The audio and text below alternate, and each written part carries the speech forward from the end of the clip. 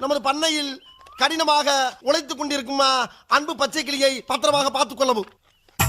ஏனென்றால் அவன் என் கண்ணுக்குள்ளே திரிகிறான். அதுபோக அவன் மாடு மேய்க்கும் போது அவனுக்கு வெயிலில் நடக்க விடாமல் அவனுக்கு ஒரு புல்லட்டு வாங்கி கொடுத்து, பேண்ட் செட்டும் வாங்கி கொடுத்து, ஒரு தொப்பியும் வாங்கி கொடுத்து போட்டிருக்காருயா. அவனை அவனை அழகு பார்க்குமாறு மிக தாழ்மையுடன் கேட்டுக்கொள்கிறேன். அதுபோக அவனை கயிற்று கட்டில் போட்டு வெளியில் படுக்க விடாமல் ஒரு பஞ்சுமத்தை வாங்கி கொடுத்து அவனுக்கு ரூம்பு போட்டு ஏசி போட்டு தருமாறு கேட்டுக்கொள்கிறேன்.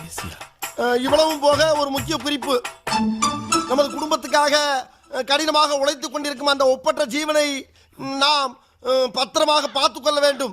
அப்பொழுதுதான் நாம் எல்லோரும் பத்திரமாக இருக்க முடியும். ஏண்டா மொத்தமே 4 வரி தான் இருக்கு. 4 வரி தான், ஆனா கூட்டெழுத்துல எழுதியிருக்காரு அவரு. கூட்டெழுத்தா? அதுடா கூட்டெழுத்து. நான் படிச்சிருக்கல கூட்டெழுத்து. அந்த டீச்சர்ட்ட அப்படிதான் எழுதிருப்பாங்க. கேளுங்க. என்ன அப்படி பாக்குறீங்க?